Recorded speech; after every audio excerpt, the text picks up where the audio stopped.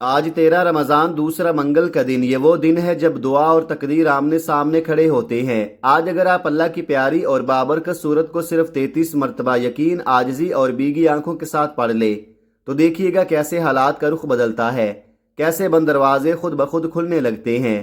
لوگ حیران ہو کر پوچھیں گے کہ اچانک یہ وسعت کہاں سے آ گئی، یہ برکت کیسے برسنے لگی، یہ رزق کس راستے سے آ گیا۔ اگر یقین کمزور لگتا ہے تو آزما کر دیکھ لو۔ آج کا دن گواہ بن سکتا ہے کہ جب بندہ سچے دل سے پکارتا ہے تو رب اپنے خزانوں کے دروازے کھول دیتا ہے۔ بسم اللہ الرحمن الرحیم۔ آج 13 رمضان مبارک اور دن دوسرے منگل کا طلوع ہو چکا ہے۔ یہ کوئی عام دن نہیں بلکہ وہ دن ہے جس میں آسمانوں کی رحمتیں زمین کے قریب آ جاتی ہیں اور بندے کی ایک سچی آہ بھی عرش کو ہلا دیتی ہے۔ رمضان وہ مہینہ ہے جس کے بارے میں رب کریم نے خود فرمایا کہ یہ صبر کا مہینہ ہے اور صبر کا بدلہ جنت ہے۔ یہی وہ مقدس مہینہ ہے جس میں قرآن نازل ہوا، جس میں شیاطین قید کر دیے جاتے ہیں، جہنم کے دروازے بند اور جنت کے دروازے کھول دیے جاتے ہیں، اور ہر رات ایک منادی پکار پکار کر کہتا ہے کہ اے بلائی کے طلبگار آگے بڑھ اور اے برائی کے چاہنے والے رک جا۔ سوچئے وہ مہینہ جس کی ایک گھڑی عام دنوں کے ہزاروں لمحوں سے افضل ہے، جس کا ایک فرض 70 فرضوں کے برابر کر دیا جائے اور جس کا ایک نفل فرض کے برابر کر دیا جائے۔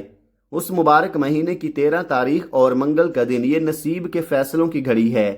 روزہ صرف بھوکا اور پیاسا رہنے کا نام نہیں، بلکہ یہ اپنے نفس کو جھکانے، آنکھوں کو گناہ سے بچانے، زبان کو جھوٹ اور غیبت سے روکنے اور دل کو اللہ کی یاد میں ڈبونے کا نام ہے۔ روزہ دار کے منہ کی بو اللہ کے نزدیک مشک سے زیادہ پسندیدہ ہے۔ افطار کے وقت روزہ دار کی دعا رد نہیں کی جاتی اور سحری کا ہر لقمہ برکت بن کر اس کے رزق میں اضافہ کرتا ہے۔ رمضان کی ہر رات مغفرت کی رات ہے اور ہر دن رحمت کا دن، اور آج 13 رمضان کا دن اس لیے بھی خاص ہے کہ آپ روزوں کے تسلسل میں داخل ہو چکے ہیں۔ آپ کا جسم کمزور ہو سکتا ہے مگر آپ کی روح طاقتور ہو چکی ہے۔ آپ کی آنکھوں میں نیند کم ہو سکتی ہے مگر آپ کے نامہ اعمال میں نور بڑھ چکا ہے۔ اور پھر منگل کا دن، ہمارے ہاں منگل کو عام سمجھ لیا جاتا ہے مگر حقیقت یہ ہے کہ ہفتے کا ہر دن اللہ کی تخلیق ہے اور ہر دن میں اس کی کوئی نہ کوئی حکمت پوشیدہ ہے۔ منگل استقامت اور ہمت کا دن ہے۔ یہ وہ دن ہے جب بندہ اپنے ارادوں کو تازہ کر سکتا ہے، اپنے گزرے ہوئے دنوں کی کوتاہیوں پر ندامت کر کے نئے عزم کے ساتھ آگے بڑھ سکتا ہے۔ اگر پہلے 12 روزوں میں کہیں سستی آ گئی تھی تو آج کا دن تجدید کا دن ہے۔ اگر تلاوت میں کمی رہ گئی تھی تو آج کا دن قرآن سے دوبارہ جڑنے کا دن ہے۔ اگر دعاؤں میں آنسو کم تھے تو آج کا دن سجدوں کو نم کرنے کا دن ہے۔ اے سننے والے، غور کر کہ رمضان کا مہینہ تیزی سے گزر رہا ہے۔ پہلا عشرہ رحمت کی گھڑیاں بیت چکی، مغفرت کی ہوائیں چل رہی ہیں اور آگے جہنم سے نجات کا عشرہ آنے والا ہے۔ کیا خبر اگلا رمضان نصیب ہو یا نہ ہو۔ کتنے لوگ پچھلے سال ہمارے ساتھ تھے جو آج قبروں میں سو رہے ہیں اور حسرت سے کہہ رہے ہوں گے کہ کاش ایک روزہ اور مل جاتا، کاش ایک سجدہ اور نصیب ہو جاتا، کاش ایک آنسو اور بہا لیتے۔ آج 13 رمضان دوسرے منگل کے دن اگر آپ نے سچے دل سے توبہ کر لی، اپنے رب سے مانگ لیا، اپنے گناہوں پر ندامت کے آنسو بہا لیے تو یقین جانیے رحمت کے دروازے کھل سکتے ہیں، رزق کی تنگی کشادگی میں بدل سکتی ہے، بے سکونی سکون میں ڈھل سکتی ہے، گھر کے جھگڑے محبت میں بدل سکتے ہیں، بیٹیوں کے نصیب سنور سکتے ہیں، بے روزگار کو راستہ مل سکتا ہے، بیمار کو شفا مل سکتی ہے، اس لیے کہ رمضان دعا کی قبولیت کا مہینہ ہے اور روزہ دار کی دعا رد نہیں کی جاتی۔ افطار سے پہلے کی گھڑی خاص طور پر قبولیت کی گھڑی ہے، جب ہاتھ اٹھتے ہیں تو خالی نہیں لوٹتے۔ آج کے دن اپنے روزے کو صرف بھوک پیاس تک محدود نہ رکھے بلکہ اسے مکمل عبادت بنا دے۔ فجر سے پہلے اٹھ کر سحری میں برکت کی نیت کرے، فجر کے بعد تسبیح میں وقت گزارے، دن میں قرآن کی تلاوت کریں چاہے چند آیات ہی کیوں نہ ہو، درود پاک کی کثرت کریں، استغفار کو اپنا ساتھی بنا لیں اور منگل کے اس دن کو عزم کا دن بنا دیں کہ باقی آئندہ رمضان میں کوئی نماز قضا نہیں ہونے دیں گے، کسی کا دل نہیں دکھائیں گے، کسی کی غیبت نہیں کریں گے اور ہر افطار پر ایک دعا ضرور مانگیں گے جو دل کی گہرائی سے نکلے۔ یاد رکھیں رمضان محض کیلنڈر کا مہینہ نہیں بلکہ تربیت کا مدرسہ ہے۔ یہاں بندہ سیکھتا ہے کہ خواہشات کو کیسے قابو میں رکھا جاتا ہے، زبان کو کیسے روکا جاتا ہے، دل کو کیسے صاف کیا جاتا ہے، اور جب دل صاف ہو جائے تو دعا سیدھی عرش تک پہنچتی ہے۔ آج 13 رمضان، اس بابرکت منگل کے دن آپ اپنے رب سے عہد کریں کہ یہ روزہ میری زندگی بدل دے، یہ مہینہ میرے مقدر کا رخ موڑ دے، میرے گھر میں برکت ڈال دے، میرے رزق میں وسعت دے، میری اولاد کو نیک بنا دے، میرے گناہوں کو معاف کر دے، کیونکہ رمضان مانگنے کا مہینہ ہے اور اللہ دینے والا رب ہے، وہ 70 ماؤں سے زیادہ محبت کرنے والا ہے، وہ بندے کی آہ کو سنتا ہے، وہ ٹوٹے دل کی صدا کو رد نہیں کرتا۔ اس لیے آج کے دن کو معمولی مت سمجھیے، اسے خاص بنا لیجئے، اسے آنسوں سے سینچ لیجئے، اسے سجدوں سے سجا لیجئے، اسے ذکر سے مہکا لیجئے، کیونکہ ہو سکتا ہے یہی 13 رمضان منگل آپ کی زندگی کا وہ موڑ ثابت ہو جائے جہاں سے اندھیری رات ختم ہو اور روشنی کا سفر شروع ہو جائے، اور جب سورج غروب ہو اور آپ افطار کے لیے دعا کریں تو پورے یقین کے ساتھ مانگیں کہ اے اللہ، جیسے تو نے مجھے رمضان کی اس بابرکت تاریخ تک پہنچایا ہے، ویسے ہی مجھے اپنی رضا تک بھی پہنچا دے، میرے روزے قبول فرما، میری عبادت قبول فرما، میری خطائیں معاف فرما، اور مجھے ان خوش نصیب بندوں میں شامل فرما جن کے لیے رمضان مغفرت، رحمت اور نجات کا پروانہ بن کر آتا ہے، آمین۔ آپ چاہے پاکستان سے ہوں یا بھارت سے، آپ سعودی عرب میں مقیم ہوں یا نیپال، بنگلہ دیش یا عمان میں رہتے ہوں، دنیا کے جس کونے میں بھی آپ رہتے ہوں، جو ہی آپ کے ملک میں رمضان کی 13 تاریخ منگل کا بابرکت دن آ جائے، خدارا اس وظیفے کو ہرگز مت چھوڑیے گا، کیونکہ یہ وقت بار بار نصیب نہیں ہوتا۔ آپ چاہیں تو نماز فجر کے بعد پڑھ لیں، چاہیں تو ظہر کے بعد، عصر کے بعد، مغرب کے بعد یا عشاء کے بعد، ہر نماز کے بعد یہ وظیفہ پڑھ سکتے ہیں۔ اصل چیز وقت نہیں، اصل چیز دل کی حاضری اور یقین کی طاقت ہے۔ وقت کی نزاکت کو سمجھتے ہوئے آئیے ناظرین، اب ہم آج کے اس بابرکت عمل کی طرف بڑھتے ہیں، لیکن اس سے پہلے دل سے گزارش ہے کہ اگر آپ اس چینل پر نئے ہیں اور ابھی تک اس روحانی سفر کا حصہ نہیں بنے تو خدارا اسی وقت اس چینل کو سبسکرائب کر لیں، کیونکہ یہاں روزانہ ایسے وظائف، ایسے اعمال اور ایسی دعائیں آپ تک پہنچائی جاتی ہیں جو آپ کی زندگی کا رخ بدل سکتی ہیں، اور ممکن ہے آج کا یہ عمل ہی آپ کی تقدیر کا فیصلہ لے آئے۔ اب آئیے عمل کی طرف چلتے ہیں۔ آج 13 رمضان دوسرے منگل کا پورا دن اور پوری رات آپ کے پاس موجود ہے۔ یہ چند گھنٹے معمولی نہیں بلکہ قبولیت کی گھڑیاں ہیں۔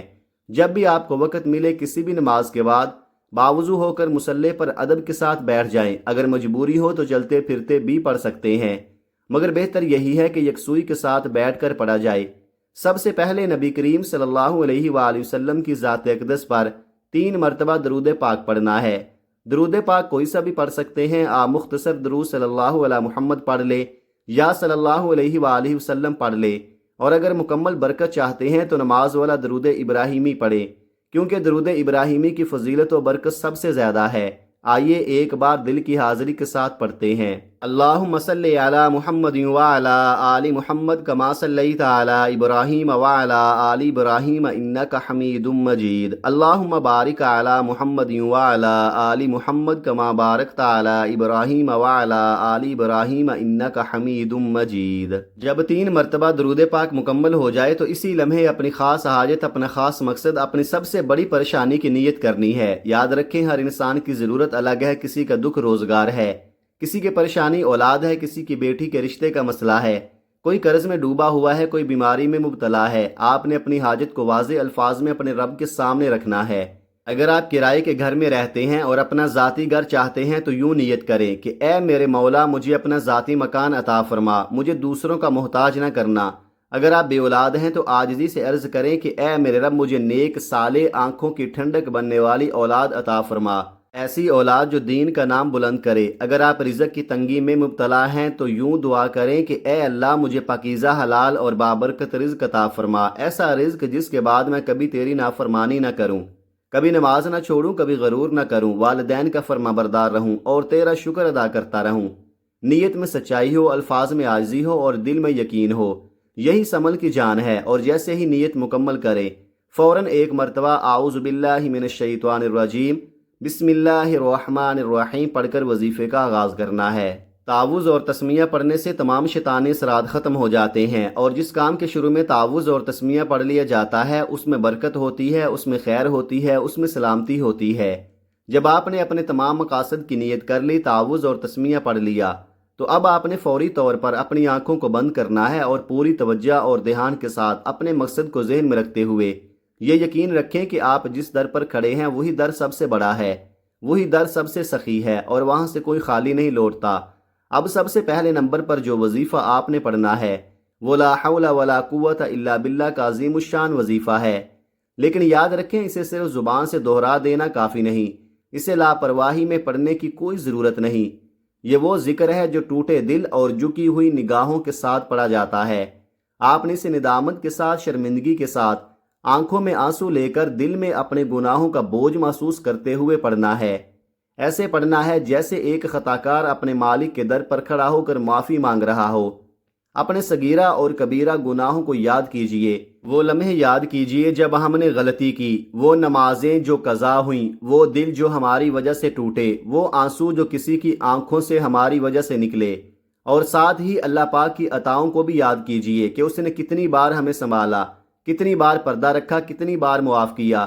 جب آپ لا حول ولا قوت الا باللہ پڑھتے ہیں تو دراصل یہ اقرار کرتے ہیں کہ اے اللہ، گناہ سے بچنے کی میرے اندر کوئی طاقت نہیں، نیکی کرنے کی میرے اندر کوئی ہمت نہیں، سب کچھ تیری توفیق سے ہے، میں کمزور ہوں، میں بے بس ہوں، میں محتاج ہوں، اور تو ہی طاقت والا ہے۔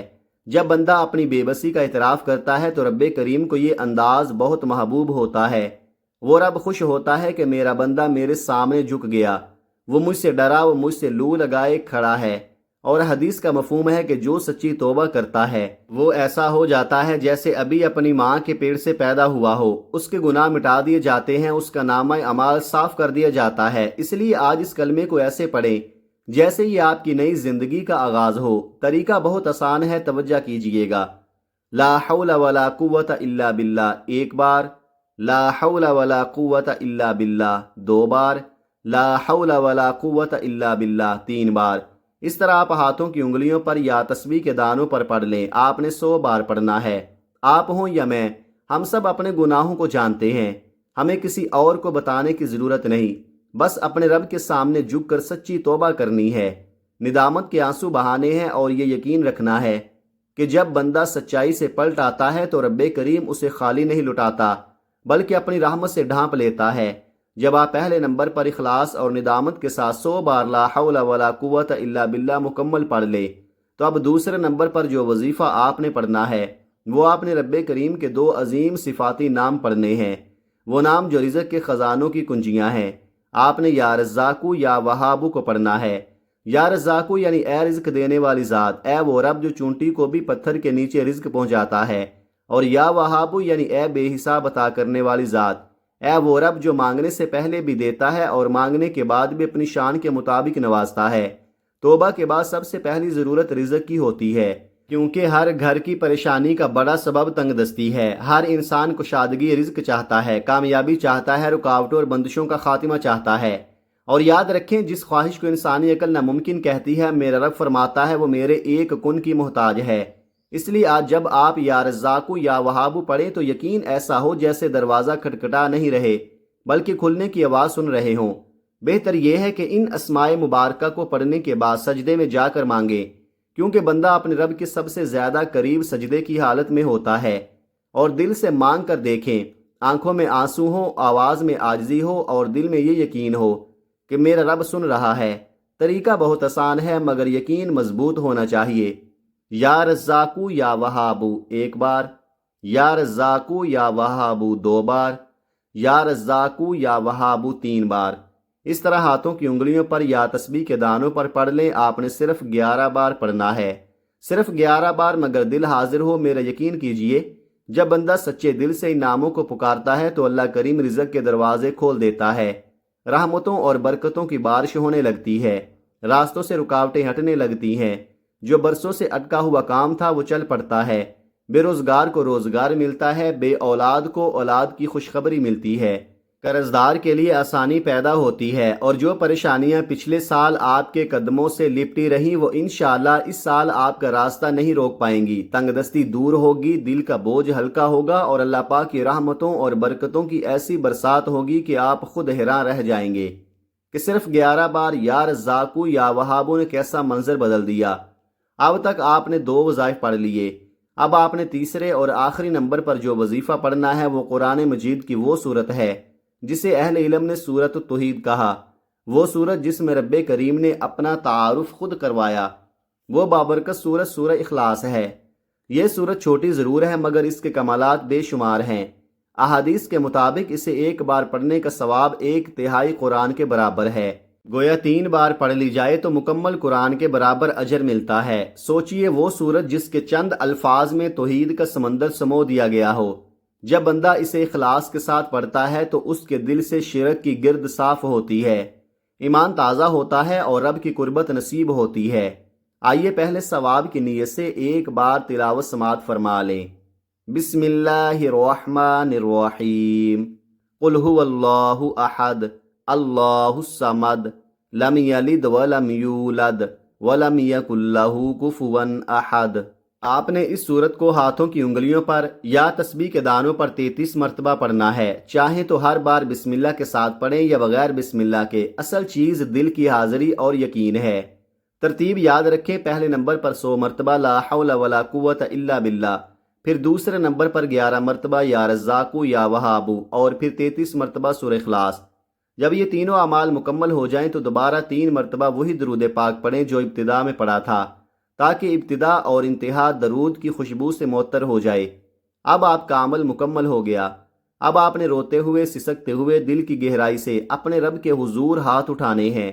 جو آپ کو ناممکن لگتا ہے آج وہ مانگیں، جسے دنیا والے کہتے ہیں نہیں ہو سکتا آج وہ مانگ لیں۔